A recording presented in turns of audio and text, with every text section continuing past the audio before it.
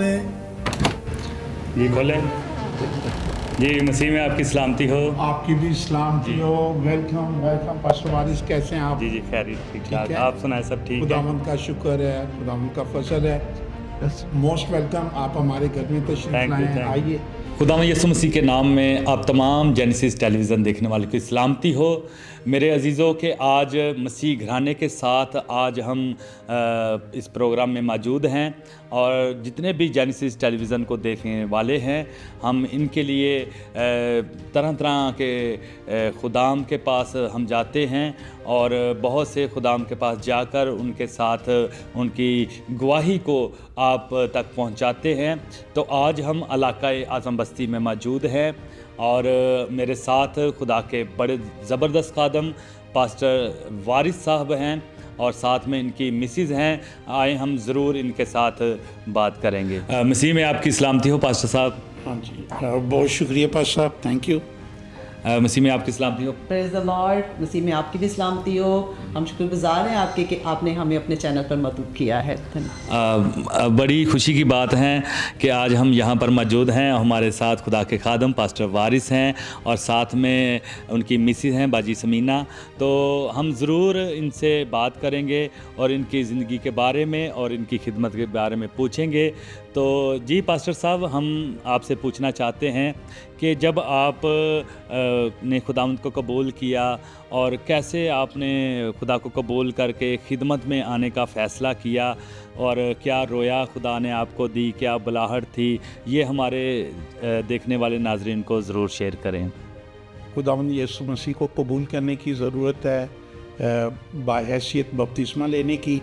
तो 1995 में मैंने खुदावंद यीशु मसीह को कबूल किया और बपतिस्मा लिया। उसके बाद मैं सऊदी अरब चला गया। तो सऊदी अरब में ही मैंने अपनी इस खिदमत का जो था वो मैंने आगाज़ किया। तो सऊदी अरब में क्योंकि सख्ती बहुत थी उस ज़माने में, ये 1996 की बात है जब मैं वहाँ पर गया। तो उस वक्त वहाँ पे बहुत ज़्यादा सख्ती थी। अब काफ़ी हद तक नरमी हो गई है। तो वहाँ पर लोग घरों में इबादत करते हैं, घरों में इबादत करते हैं, दरवाज़े बंद कर देते हैं, साउंड प्रूफ घर को कर देते हैं। तो वहाँ पर खिदमत का आगाज़ मैंने किया और खुदावंद का शुक्र है कि वहाँ पर पाकिस्तान के बहुत सारे मसीह लोग हैं जो घरों में मिलकर इबादत करते थे। फिर मैं भी उन्हीं इबादत में शरीक होना शुरू किया। फिर आहिस्ता आहिस्ता खुदावंद में बढ़ता चला गया और वहाँ जो पास्टर थे, लाहौर ओकाड़ा के पास्टर थे, उन्होंने मेरी हौसला अफजाई की कि आप खिदमत की तरफ आए। तो फिर आहिस्ता आहिस्ता खुदावंद मुझे सऊदी अरब में खुदावंद ने मेरा चुनाव किया और मैं इस तरह खिदमत में आया। बहुत अच्छी बात है कि जिस तरह खुदा के खादम ने बताया कि किस तरह वो सऊदी अरब में इबादत करते थे, यानी कि दरवाज़े बंद करके। और जैसे ये बता रहे थे तो मुझे वो रसूलों की जो है वो खिदमत या उनकी इबादत करना कि किस तरह जिस तरह वो बाला खाना में जो है वो दरवाज़े बंद करके इबादत किया करते थे, तो सऊदी अरब में भी ये खुदा के खादम ऐसा इबादत करते थे। तो पास्टर साहब, जब आप पाकिस्तान में आए तो पाकिस्तान में आकर फिर आपने यहाँ पर जो है वो अपने चर्च को रन किया, यानी कि शुरू किया। तो फिर यहाँ पर आकर आपको कैसा तजर्बा हुआ कि जिस तरह आप सऊदी अरब में इबादत करते थे या मनादी करते थे, तो क्या पाकिस्तान में भी आके आपको ऐसा करना पड़ा या यहाँ पर आज़ादी के साथ आपने काम किया? यहाँ पर खुदावंद का शुक्र है कि पाकिस्तान में हर तरह की आज़ादी है। तो यहाँ पर हमने बग़ैर किसी डर और ख़ौफ के जो है यहाँ पर अपनी खिदमत को शुरू किया। पास्टर आरिफ सादिक साहब जो है उनके साथ मिलकर, क्योंकि हमारा, मैं समझता हूँ ये हमारा मदर चर्च है। पास्टर आरिफ के साथ जो है हमारा ताल्लुक़ जो है वो कम से कम नहीं तो कोई 30 साल 35 साल पुराना उनके साथ हमारा ताल्लुक़ है। तो उन्हीं के साथ फिर मैंने अपनी खिदमत का आगाज़ किया। तो ज़रूर है कि ये हमारे साथ बाजी भी बैठे हुए हैं, हम इनसे भी इनके बारे में भी पूछेंगे, इनसे बात करेंगे कि बाजी पास्टर वारिस साहब के साथ किस तरह शाना बशाना खिदमत करती हैं और क्या चर्च में इनके साथ वो फ़राइज़ अंजाम देती हैं। तो बाजी आप ज़रूर बताएं कि पास्टर साहब के साथ आप किस तरह शाना बशाना खिदमत करती हैं और चर्च में आप कौन सी खिदमत करती हैं और जो कलीसिया की बहनें हैं उनको क्या मैसेज देती हैं, उनको क्या तालीम देती हैं, वो ज़रूर बताएं। जी, प्रेज़ द लॉर्ड। जैसा कि पास्टर साहब ने भी अपनी खिदमत के आगाज़ का बताया है, तो मैंने भी हमारा घराना ही पीछे मेरे पेरेंट्स यानी हम खिदमत में ही थे, तो शुरू से ये खुदावन की खिदमत का जज्बा अंदर था। तो संडे स्कूल टीचर रहे और उसके बाद यहाँ पर आकर शादी हुई और फिर खुदावन की रास्तबाजी को पूरा किया।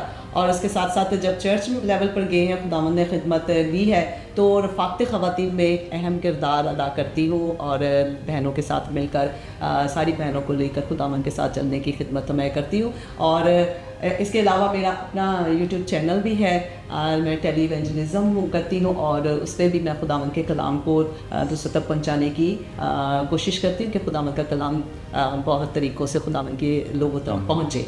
और इनके साथ मिलकर जहाँ पर जाना होता है साथ मैं साथ जाती हूँ और जो काम मतलब इनके साथ मिलकर करना होता है तो खुदावन की मर्ज़ी के मुताबिक मैं करती हूँ। बाजी ने जिस तरह बड़ी खूबसूरती से बताया कि वो किस तरह बहनों में खिदमत करती हैं और पादरी साहब के साथ मिलकर शाना बशाना खिदमत करती हैं, तो बाजी हमारे जितने भी जेनेसिस टेलीविज़न को देखने वाली बहनें हैं, आप इनको क्या मैसेज देना चाहते हैं?